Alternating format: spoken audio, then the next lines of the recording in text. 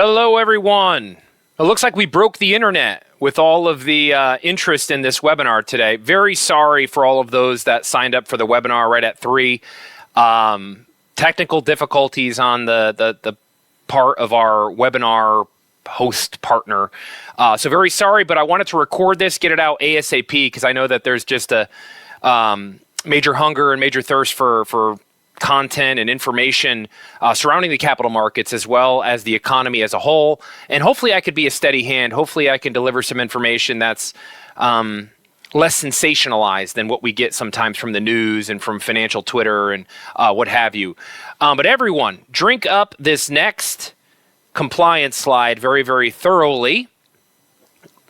Maybe most important, anything that I reference today, just call our office up. We'll tell you about the pros and the cons.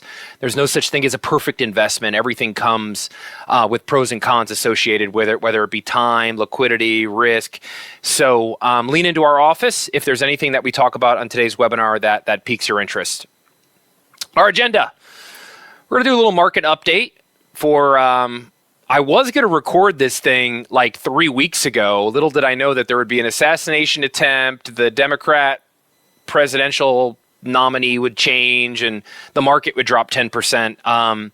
So I delayed it, which turned out for the better because the content won't be as stale. Because if I recorded this thing 3 weeks ago, it'd be a very, very different bundle of information that we'd be reporting to you. Economic indicators that I think are important for macroeconomic purposes. The presidential election, everyone hold their nose. Investment ideas, that's what most of you are here for. What should individuals be doing? How does one invest in the midst of a Twilight Zone episode? So we'll give you some ideas that make sense to me. And then finally, just a quick update on our firm and some different comings and goings, what's going on with us. All right, so the markets. S&P 500 up 10% year to date. Now this slide, I created it last week, to be fair, and the market's rallied a little bit more since then, but pretty darn close. The NASDAQ only up 8.2%. So the NASDAQ was having another year where it's, of course, NASDAQ's technology weighted in nature. So there's more technology names inside the NASDAQ. And it was outperforming in the S&P 500 leaps and bounds, and we had that nasty pullback that we had last week, and it's come back down to earth where the S&P is actually outperforming it. Bond aggregates, as we used BND to use the ticker BND in order to illustrate that. Stuck in the muck, up less than 1%. You've been better off sitting in money markets. Vanguard Value Index. So these are dividend-producing stocks, value-oriented names that generally pay higher dividends, is up about 7.1%. We're going to elaborate on that, talk more about that later on. And then the Crypto 200 Index, up close to 40%. If we actually charted this thing, it would be off the screen. So I just did not chart that one, but worth noting. Also saw an interesting fact that the federal government sits on about $13 billion of cryptocurrency, most of which was seized through illegal and illicit activities. I'll tell you the biggest narrative that I see this year is how low the volatility index has been. This is volatility, and you can see up until the last couple weeks, we were at like 20-year lows. We had one of the least volatile markets, considering all that's going on, Russia, Ukraine, and Israel, and saber rattling in China and Taiwan, assassination attempts, and a tumultuous election cycle. And we had a very, very low volatile market, which is typically synonymous with a bull market. And that's what we've been seeing year to date. And typically in a year an election cycle happens, markets are prototypically going to go up 60 to 65% of the time. Election cycles, it's 70 to 75% of the time. So interesting thing when you look at volatility. Here's the VIX in a shorter lens.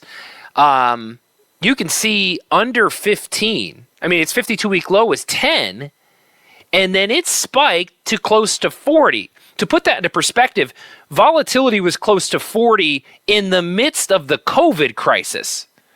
So we saw volatility last week comparable to that of what we experienced in the midst of the entire global economy shutting down during COVID. Now, it's since come back down to earth dramatically, but worth noting that volatility has been incredibly low year to date up until the last couple weeks. And in those last couple weeks, or in the last month or so, we've seen the S&P 500 pull back close to 6%. NASDAQ, once again, technology-weighted stocks, down close to 11%. So that is, quote-unquote, market correction territory for the NASDAQ, because, of course, when the market drops 10%, it's a correction. If it drops 20%, you're officially in a bear market. Now, it's since recovered quite a bit, but worth noting how quickly carpets can be pulled on a bull run. And, of course, we talked about sensationalization that we see from the news media in the new world we live in, where articles get promoted based on clicks. The Magnificent Seven loses close to $3 trillion. Dow crashes 1,000 points, a 3% crash. Black Swan investors warn the greatest bubble. You would think with all of the information I'm about to share with you, you would think with all of the information we have at our fingertips, investors and humanity would be a little bit more level-headed. That's quite the contrary. Now that we have a 24/7 news cycle, now that we have social media, it's the doom and gloomers who rule the day. It's the people who scare the living daylights out of us that capture our hearts and our minds. Pay them no mind. The thing that drives me crazy is when they say the Dow has a record crash because they're basing it off points. Well, if you look at how big the Dow is now compared to what it was in 1987 on Black Monday, of course it had a record crash day because it's up 500% to where it was the last time we had a comparable crash. So try not to get caught up in the market hubbub. I know it's hard. Lord knows I even do at times. But when you look at the economic data I'm about to share with you, I think there's a number of things that point to we are not in an environment that is comparable to what we saw in 2008 or who knows, a COVID is a total black swan type of event. But I don't even think we're in dot-com bubble territory, even with the tech stocks rising the way they are.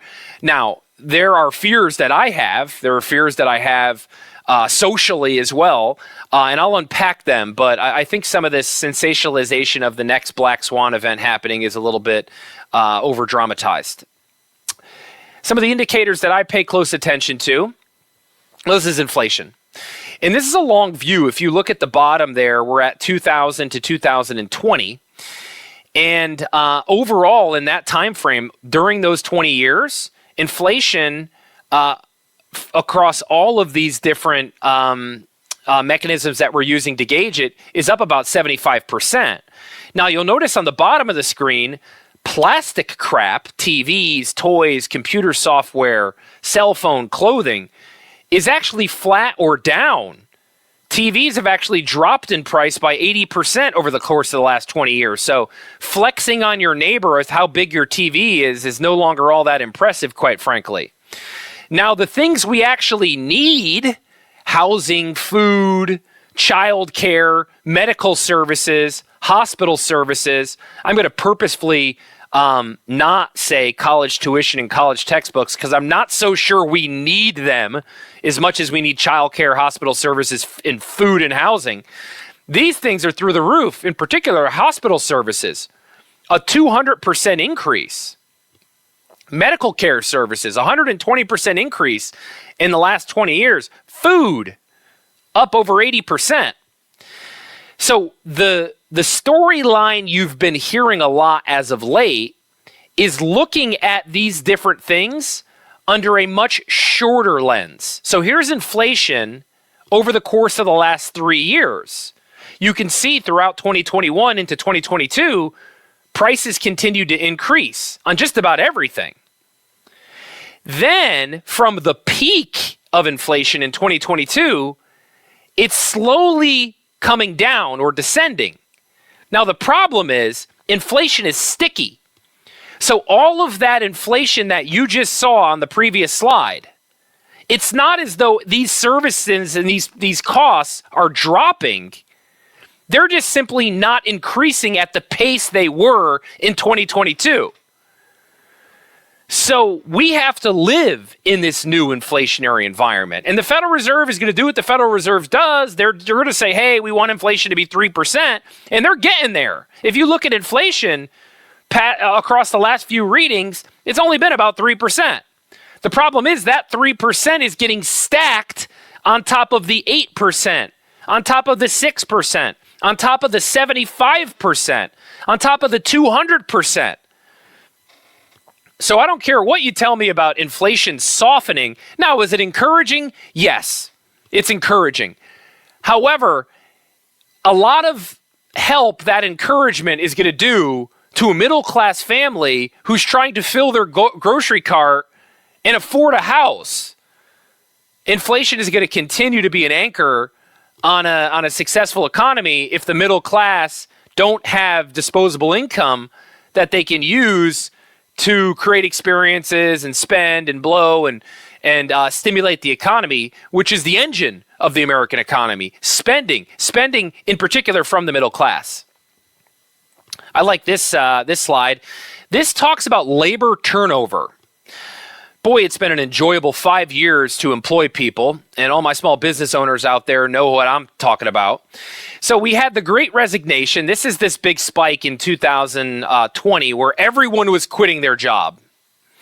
And then we had the Great Resentment, which was shortly thereafter. So everyone who didn't have the spine to quit their job started resenting their job, going, all of my problems I'm having with my life are directly correlated to my job. If I'm unhealthy, it's because of my job. If I'm having familial issues, it's because of my job. So we had this secondary spike in turnover. And now we're in a cycle that they're calling the big stay, which simply means people are keeping their jobs. I'm no chart expert, but it still looks like turnover is higher than it's ever been in 20 years. Yet, the labor economists are calling this the big stay, which is encouraging, right? Because for two reasons. One, I think it's going to ultimately add to the client or customer experience that you get everywhere you go. I don't know about you, but I'm getting sick and tired of walking into retail shops and being greeted with eye rolls. I'm getting tired of getting bounced around a call center with no one knowing how to answer my question. Maybe I'm just becoming a grizzled old crusty man, but it's kind of wearing me thin. So the longer people stay at companies, the higher the likelihood they'll reach a level of mastery of their job that we can begin receiving decent care again as consumers of these different companies. We still have a tremendous amount of turnover. However, it's dropping, albeit dropping from record levels. It's an encouraging statistic. That also should bode well for inflation too, because a lot of these people, let's be fair, were jumping jobs to make more money. And because the labor pool was so short, employers were overpaying people. Well, there's a level of equilibrium that's occurring now. And we're seeing less people job hop. We're seeing more people keep their job, which ultimately makes the employment environment a little bit more stable to grow a company. And then also, my hope is it'll add to our customer experience for all of us consumers out there. Here's another statistic that probably points to why people aren't job hopping. All you need to know is this is our job markets. And typically when we look at a line graph, we want it to go up and to the right. And this is going down and to the right. So this does not bode well for the labor market, albeit if you looked at our last 3 or 4 job number readings, they came in above estimates. This is probably the dirtiest little secret or game that the government plays on us. They will issue a job number that blows away estimates and analyst expectations. And then the following month, they'll issue another job number that blows away analyst expectations. But way at the bottom of that job number for the following month, they'll revise the previous month's reading. So they'll say, hey, we created 150,000 jobs in July, but then come August, they'll revise the July number down to 120,000 jobs. So the bottom line is job openings are decreasing, and that should help with people staying employed. That also points to a September rate cut, which is going to be a very, very important concept that we talk about when we go to the investment ideas section of this presentation. National debt. Claire and I had an opportunity to go to a conference in Italy, which was pretty cool. I know I shouldn't admit that I actually go on vacation, but I was working. But with that, I had a long flight over, and I decided to take a master class on the fall of Rome, because I hear all these social media influencers talking about how many times do you think about the fall of Rome. So I was like, let me sink my teeth into this thing and actually figure out why Rome fell. Well, the reason Rome fell was because of debt issues, both held by the government and by the public. Scary thing. Look to the left. In 2006, our federal government had less than $10 trillion in debt. Today, close to $35 trillion. And as the public, we held less than $5 trillion. Now, over $25 trillion. That is a frightening number. And I know you guys know it, but when you look at it on a graph, maybe it's like, okay, something's got to give. We can't just keep racking up debt. This is how global superpowers get brought to their knees. This is the changing of a world order via graph right in front of your very eyes. All right, hold your nose. Here goes. Presidential elections. See, this is why this presentation, had I done it 3 weeks ago, would have been stale. I wouldn't have had this picture to look at. So when I look at the presidential election, I think it boils down to these 6 bullet points or items. The biggest one is probably taxes. Probably the biggest one is regulation, but let's talk taxes because that will be certainly a topic of conversation in nerdy financial planner circles. So chances are if Trump gets elected, we get Trump's tax reform renewed. If he doesn't get elected, chances are we go back to the very same code that we had prior to Trump's tax reform. So basically all of the marginal brackets increase by about 3%. Not that big of a deal. Another thing that would happen is the standardized deduction would also decrease. However, we would once again have access to more itemized deductions. Right now, like 80% of society takes a standardized deduction. They get rid of Trump's tax reform. We go back to a world where everyone's tallying up every single itemized deduction that they can get. Now, a lot of this also depends on if we get a red wave or a blue wave. If you get a Democrat presidential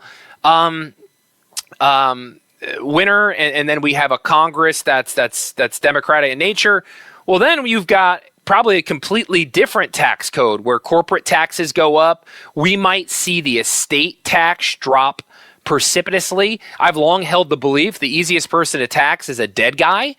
So if there's any sort of supermajority in Congress, I would not be surprised if the estate tax drops. Because right now you can die with over $20 million and your heirs don't have to pay any taxes.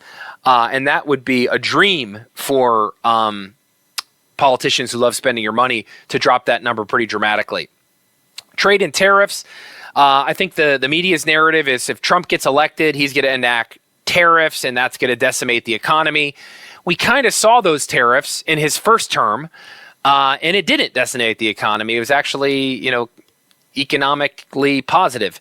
But that'll be a often talked about thing, Trump and his tariffs and how it's, America first is going to not be a net positive for America or the global economy as a whole.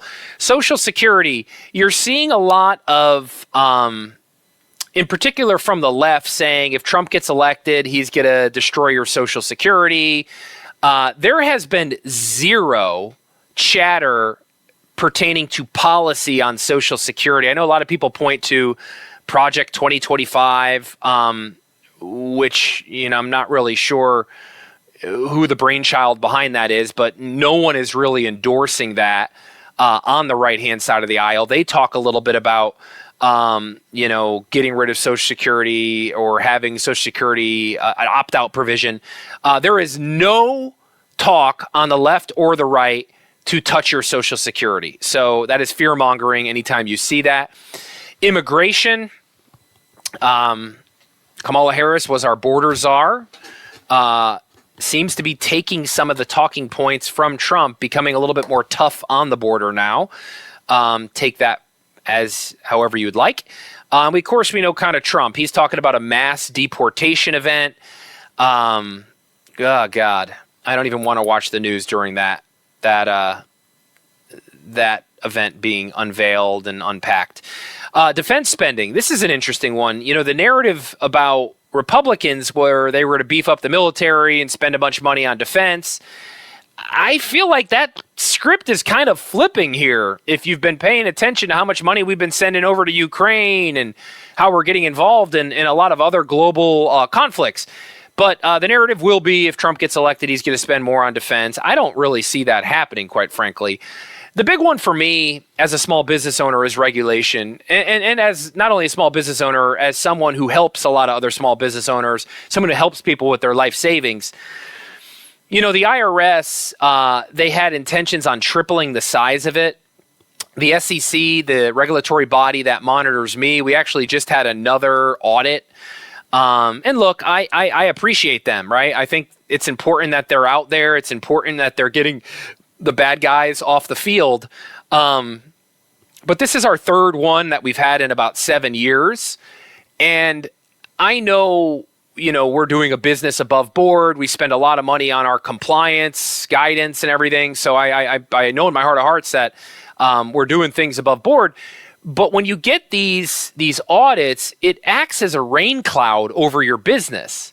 Now, I'm saying this not for you to, sing a country song to you, but regulation, if it's affecting my little rinky-dink company, can you imagine how it's going to impact a much larger company that isn't able to act as nimbly as us? A company that with a workforce that's 1,000 times bigger than our company. So the regulation thing is a big one for me. And naturally, you've seen kind of what's happened to a lot of the government agencies under the Biden administration. And we saw what happened when Trump was elected, really going through these agencies and cutting through them with a big axe. So obviously, if you've listened to me on the radio or you've listened to any of my social media posts, you'd know I'm a little bit biased on this front. But those are the big hot button issues that I think individuals should be paying close attention to as we head into a election cycle. And gosh, T-minus 3 months, if you can believe it. Crazy to think. All right, now to get off my partisan soapbox, this is what the data tells us about the stock market and different leadership in Washington. So on the left-hand side, you've got a Democrat president, and if you have a Democrat majority, the market goes up 9%. On the right-hand side, you've got a Republican president, and if you got a Republican majority, the market goes up 12.9%. I know with the world we live in now, where everyone's trying to dunk on their Democratic friend, Lord knows I do it, or Republican friend, everyone probably wants to point to, well, oh yeah, look at the 4.9 versus the 9.0. Like, just give me a break. If there's anything you can see from this, the best case scenario is a divided Congress. The best case scenario is it doesn't really matter who the president is. What matters is the checks and balance system that our founding fathers created for us. So that's why I get so darn frustrated when we talk about tweaking this, adding seats and adding people to the Supreme Court. It's like, hey, we have this awesome system. The old Benjamin Franklin quote, we gave you a democracy so long as you could protect it. I think that was the quote. A republic, I think, was the actual term. But it doesn't really much matter. And it's hard for me to say that because I do think the president kind of gets to set the tone for the nation. The stock market doesn't really much care.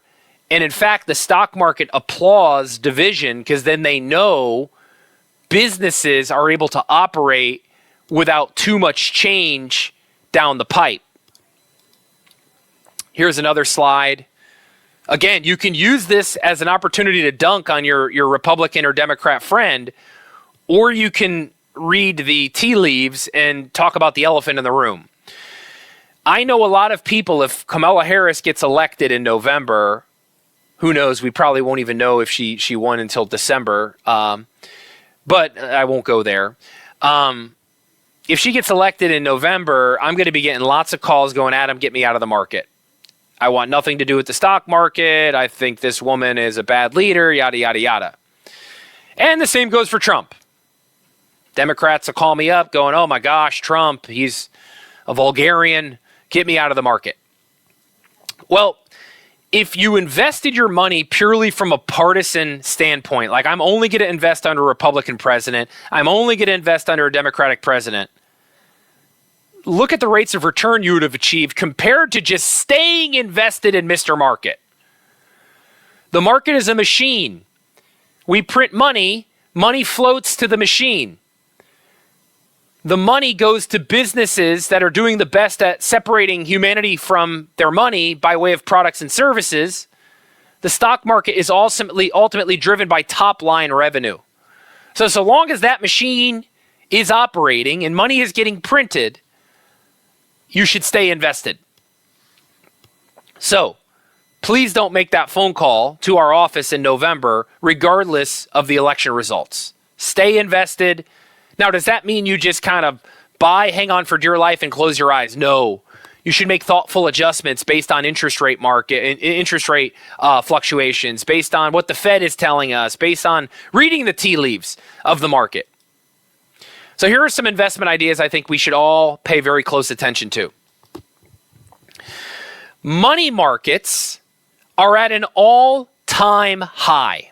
Over $6 trillion with a T. $6 trillion are stashed away in money markets. Why? Because those money markets are yielding 5% in some cases. Now, I believe this might act as a safety net for now. Now, putting money in money markets, of course it's a safety net, right? Because you can't lose principal. But what I'm talking about is all of that dry powder in money markets. If we see the market crash like we did last week, you're going to see opportunistic capitalist pigs pull money from their money markets and go bargain shopping. Money markets are dry powder. Dry powder prop up market crashes. Because if the market starts to recede, you're going to see people shift money from their money markets back into the stock market. So I think this is a tremendously important concept to understand. When you have this much money in money markets, it's going to almost act as a safety net. It's going to prop up the capital markets because anytime markets go south, you're going to see money market flows right back into the equity markets. So I think this is kind of a optimistic chart for individuals out there. Now, the problem is money market yields are coming down. We're already seeing them coming down. And 1 year from now, they're not going to be nearly as juicy as the yields you're getting right this very minute. So am I telling you to keep your money in money markets? No, I'm not. In fact, in just a second, I'm going to tell you it's time to make longer-term business decisions. Get your money out of money markets because the yields are coming down. And as you should know, I don't know if you do know, money market yields are dynamic. They will adjust on a day-by-day basis. So you want to lock in higher rates while we still have decent rates to be had. I have been pointing people's eyes to this Vanguard Market Perspectives piece for decades. So we put a lot of trust and faith in Vanguard. I think they're one of the good guys. No company has had a bigger and more positive impact on retail investors than Vanguard, in my opinion. That's a major statement, and I believe it in my heart of hearts with their low-cost index funds. They produce what they call their monthly market perspectives piece, and they are doing a deep dive into all of the macroeconomic trends that I just showed you, along with a number of other forward-looking trends that they believe investors should pay close attention to.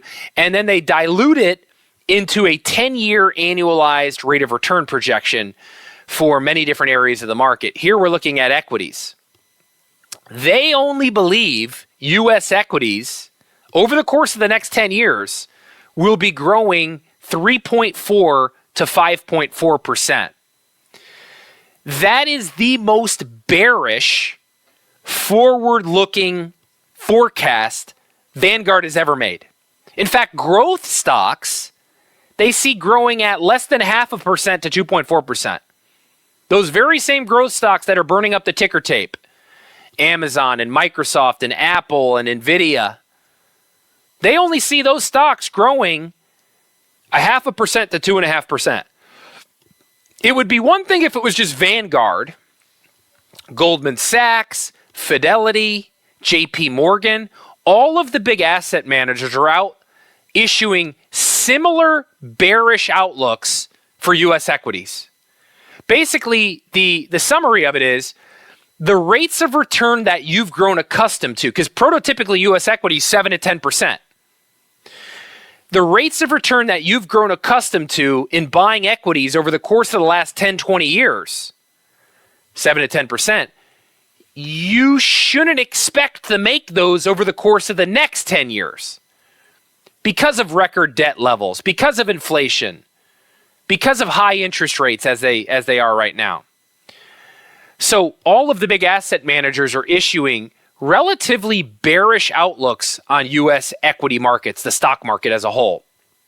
And I'm going to continue to put merit into this.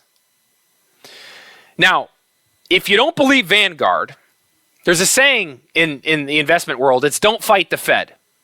And I know the Federal Reserve gets a lot of guff. It's almost become like a political partisan thing. And, you know, people don't like Jerome Powell. I think Jerome Powell's doing a decent job, quite frankly. I thought Janet Yellen fell asleep at the wheel.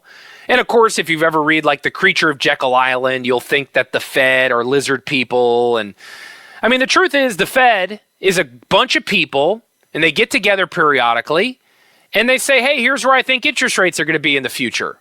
And oh, by the way, I'm probably going to drop interest rates next month. And Jerome Powell has been what we call relatively hawkish. He has been an open book. He has told you point blank, I'm going to cut rates. At his last meeting, he said, I'm going to cut rates once before the end of the year, in September more than likely, and I'm probably going to cut them again. So he said, I'm probably going to cut interest rates twice before the end of the year. Now, naturally, the political pundits are going to go, oh, he's in Biden's pocket and he wants the liberals to win and he's cutting interest rates. In my opinion, he's cutting interest rates because of all of those economic charts I just showed you. Labor market softening, inflation softening. Those would be reasons for him to cut interest rates. So recession coming. So the Federal Reserve does their dot test. And all of the members of the Federal Reserve Board will plot out where they see interest rates in 2025, in 2026, and over the long haul. And you can see in 2025, which is 4 months away, folks, the majority see interest rates under 4.5%. Right now, that I think we're talking about the Fed funds rate, which is at 5.3. So the majority of people see that rate dropping under 4.5%. And by 2026, most people see that rate at about 3.25%. Over the long haul, people see this back to where it was in 2019. So when I look at this, you have a very short amount of time. You have 2 years where you have decent interest rates, if you believe what the Fed is telling us. And I happen to believe what the Fed is telling us because they have been tremendously transparent over the course of the last 4 or 5 years, so long as we keep Jerome Powell in that seat. Jerome Powell has been very transparent. He has said, hey, this is what I'm going to do, and he's gone about doing it. So now they're telling you, we're dropping interest rates. That could be a good thing if you're locked into a 6.5% mortgage, It could be a bad thing if you've got tons of money in money market, or you got money in 1-year CDs, or you got lots of money in fixed instruments because you want to be principal protected and you love these new rates where you're making 5-6% without much risk. Here is a yield grid. Here's the Treasury. I think I pulled this last week here again. 3-month Treasuries. I can buy you a 3-month Treasury or make 5.2%. The problem is when it matures and you go to renew that thing, you're probably only making 4.9. So a 1-year Treasury is at 4.5%. A 20-year Treasury is at 4.3%. Even a 5-year Treasury is at 3.8%. I don't need to keep talking about the inverted yield curve. I've been talking about it for 2 years, it seems. But once again, we have an inverted yield curve. The last 11 recessions have been precursed by an inverted yield curve. It is the most accurate leading indicator that economists have at their disposal. It's right 95% of the time, I think I saw. 95% of the time, we have an inverted yield curve, we have a recession. So the inverted yield curve continues to remain inverted. If anything, we've just seen rates drop and the curve continue to be inverted. Worth noting, it's flattening out there at the 20 to 30-year range. I guess that's encouraging. But still inverted, but flattening out a bit. I want you to drink up this slide. Sorry I keep using the word drink up and thirsty for information. I must be parched. This might be the most important slide that I am going to harp on for a little bit. So you can look on the left-hand side of the slide. These are 2024 rates. Fed funds rate 5.3. We are buying 1-year CDs, not so much anymore, but in the last 6 months, we've bought many a 1-year CD yielding over 5%. Average S&P 500 cap. Now, this is indicative of a fixed indexed annuity cap with an annual reset. We're getting annual reset caps of 11%. 5-year MYGAs, these are fixed accounts, again, in a fixed annuity chassis in this case. 5-year MYGAs, 5.5%. Now, if we look back at these rates in 2019, which the Fed has said you can expect 2019-esque rates beyond 2026. Back in 2019, the Fed funds rate was 2.5%. 1-year CDs were yielding only about 1%. S&P 500 caps of 6%. Some of you were joyfully buying caps of 6%. Now we're having conversations about refinancing those accounts that we bought back in 2019. And I've been doing a ton of refinancing. That's a common conversation that you're having with our advisors at the planning table. Let's refinance this. It was good in 2018, not so good now. Let's capitalize. Let's move it to a better position where we can get better rates. 5-year MYGA is 2.95%. It's a joyous day when those things mature and we could renew you into accounts that are yielding 5.5%. I'll tell you something that's not notated on this slide, which I think is very important. Guaranteed incomes for life as it relates to guaranteed income contracts, something that we haven't been using very often just because interest rates have been so terrible. We're now buying people income streams with yields 8, 9, 10% in some cases. So if you're one of these individuals who go, I want to just make it rain, last dollar, last breath, I want maximum cash inflows. I can't argue with you. Right now is not a bad time to do that, especially with what we saw with inflation. People are hurting. So we can create income streams right now higher than I've seen over the course of the last 20 years because of the opportunistic rates that we're seeing that won't be here long. Look at the top of the slide. Lock in these rates. You got a year and a half or so while you can still get them while the getting's good. And probably you want to do it sooner rather than later because we're going to see a rate cut in September. So if there's anything I'm talking about that strikes a chord, lean into our office, talk to us. Now is the time to do that. So many clients that we work with, we've already done this. In fact, we did it earlier, so the rates were a tick higher even. We're starting to see those rates come down just in the last week. I've seen a bunch of rates come down, probably because volatility's high. Federal Reserve's going to lower interest rates. All of the companies are repricing their products. Buy a linked account. I use the word linked account a lot because people hate the word fixed indexed annuity. I'm almost done hiding behind the word linked account there, because if you're not recognizing these products as part of a risk management strategy for a retiree, I think you're being intellectually dishonest to the public and to yourself, for that matter. We'll see certain financial celebrities, who have their finger on the pulse of the market on the other side of the country, talk about how, fixed indexed annuities are terrible, and, the advisors who sell them to you make massive commissions, which is true in some cases. Unfortunately, the industry has a lot of products that generate massive commissions for advisors.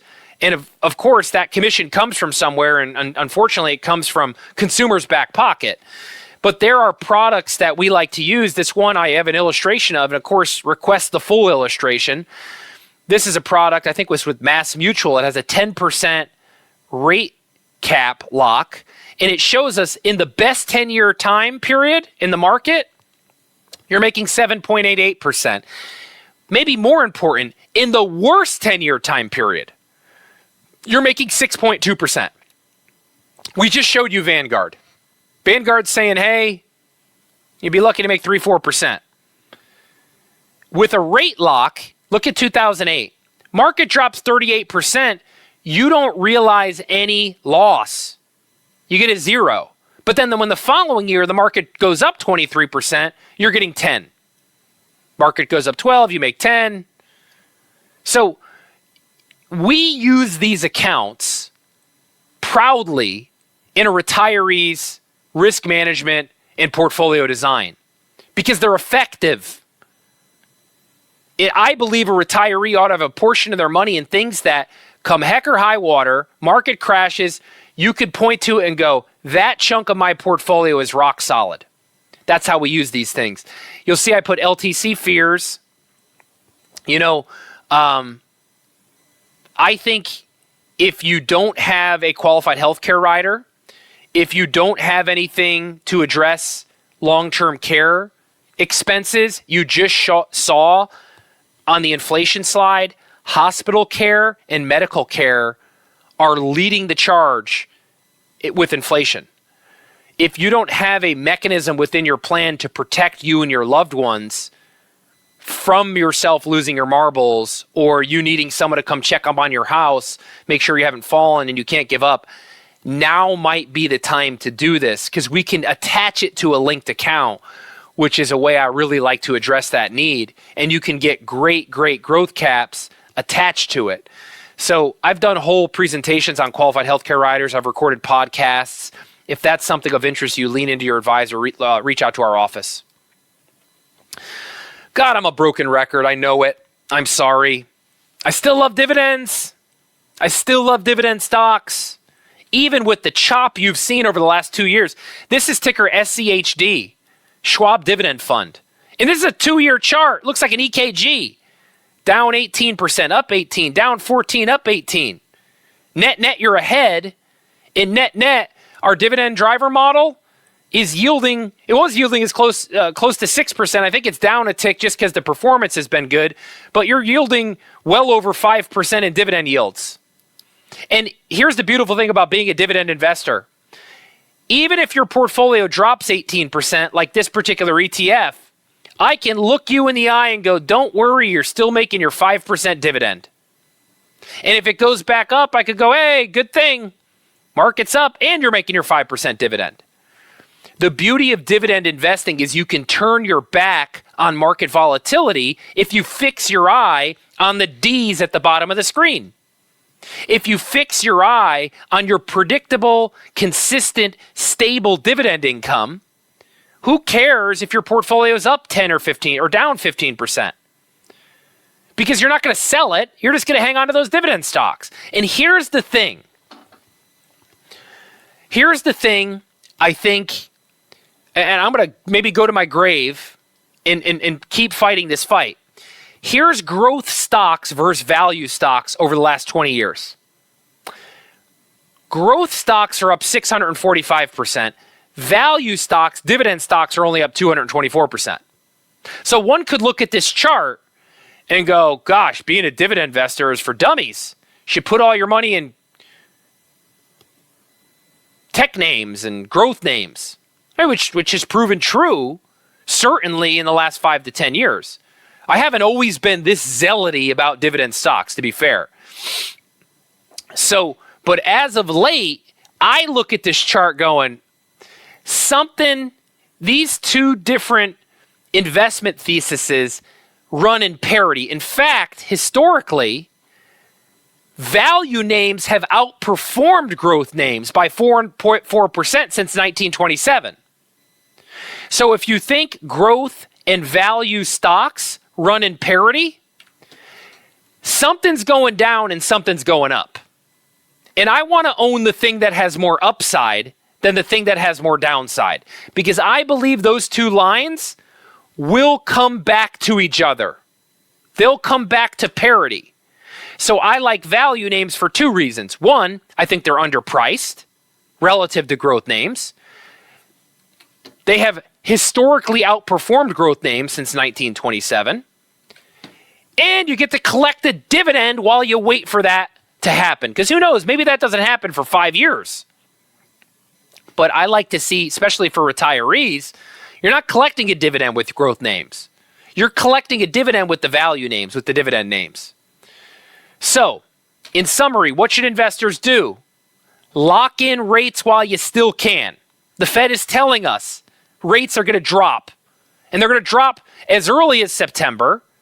And they're going to drop pretty precipitously into 2025 and into 2026. So I know that money market yielding 5% feels good.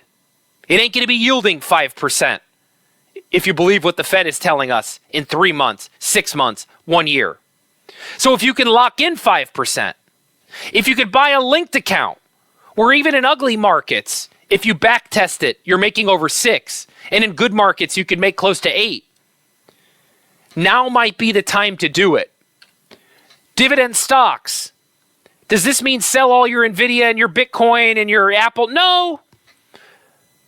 But I don't know about you, I'm not a gambler. But if I do go to the casino, I'm what's called a piker. I make really small bets. I look around at the table, even though I probably have more money than everyone. I'm like, I'm just going to bet $1. I like dollar blackjack, if given my druthers. If I go up a little bit, I take my money and I put it in my pocket. That way I get to play with house money. It might be a good time when you look at a chart like this to rebalance your growth names into your dividend names. Might not be a bad time to rebalance with those two charts that I just shined a light on. Finally, give you kind of an update for our firm. I very well might have peaked in July. I say that kiddingly, but I could have. At least I didn't peak in high school with my Letterman jacket, still claiming I, led the charge down the field and scored a touchdown. But I very well could have peaked in July. 2 monumental events in my career occurred. And not just mine, for our whole firm, quite frankly. Ringing the bell at the New York Stock Exchange was a dream come true. I hope you all have had an opportunity to check out that YouTube video that Brad made. I think he captured the essence of that day so well. My parents took me to the New York Stock Exchange when I was 8 years old, and I had no idea what was going on, but I was just mesmerized by the energy of that place. I didn't know what a stock or a bond was, but I knew one day I wanted to work with markets. I knew one day I wanted to work in the money business. So to go back there at the age of 41 with 4 kids now, there's my mom to my right, my beautiful wife to my left, my dad on the other side of the podium there. It was a surreal moment. And maybe even a bigger surreal moment is if you look to the bottom right. So I used to run by this building, and the idea of even renting in the building was a pipe dream. That's where the rich people rented. I don't belong there. That's where the big wealthy companies buck up their money to rent. Well, we bought the building and we moved into the building in July. And right now we simply occupy the second floor. But in the next year, we're going to occupy the whole darn thing. So to have these two events happen in a 1 month period, I was talking to my pastor. And this is where Katie Ledecky comes in. Girl hasn't lost that 1,500 meter race in 14 years.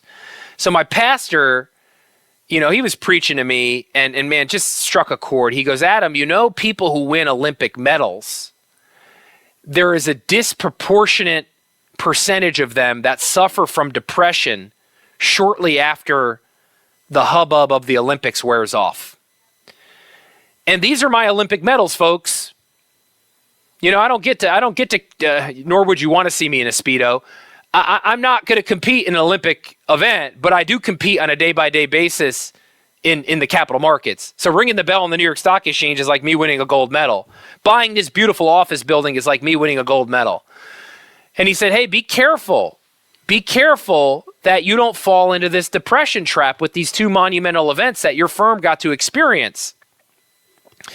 And I can honestly tell you that I have never, ever been more energized to implement this pie chart that you see at the bottom left-hand side of our screen. I was just on wealth.com. They're our estate planning partner. We have designed or helped design close to 150 wills and trusts. It's worth noting we can help you design your will, your trust, free of charge, folks. These very same legal documents, estate planning attorneys are charging thousands and thousands of dollars for you to design. Now, there are certain instances where we want you to work with a competent, capable estate planning attorney, and we've got a stable of referrals we can send you to. But if you just need basic legal documents, we can produce these for you right under our roof free of charge. We've already helped about 150 clients. I want to help 1,000 clients, though. You're going to see I'm making inroads on creating a tax planning practice. My dream is to create a family office for middle-class millionaires. People like my mom and my dad who did everything in life right. Because you see, most people who get to experience a family office experience, one office where they get their legal documents handled, their tax preparation needs met, their investment needs met, philanthropic planning, a family office where all of these things get accomplished under one roof. Most of these people made their money the old-fashioned way. They inherited it. And I want to fight for people like so many of you who are watching this still yet. I want to fight for people like my mom and my dad, people who accumulated $1 million by putting 10% of their money in their 401k, paying off their mortgage, pushing their kids out of pushing their little eaglets out of the nest. And I've never, ever, ever been more motivated. And quite frankly, the bell, the building have somewhat acted as distractions for us accomplishing this. But I think you're going to see in the next 6 months to 1 year, we are making more and more steps towards creating this family office because I know it's a better planning experience for you all. And I want you guys to look at our relationship. The rent is due every day. But I want you to, the individuals who put the little trust in our firm, I want you to look at us and go, I would never leave them because all of my financial needs are being met. And they're being met by value-oriented, principled people.